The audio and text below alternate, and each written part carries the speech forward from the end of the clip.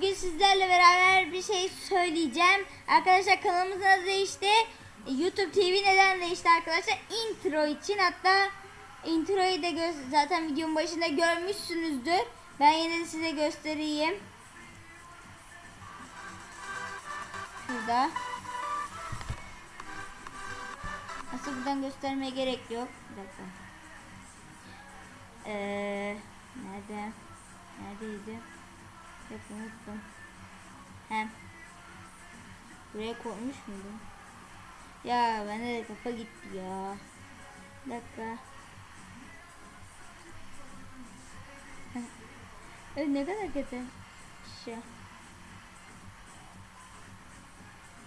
İndirilenler. Neredeydi?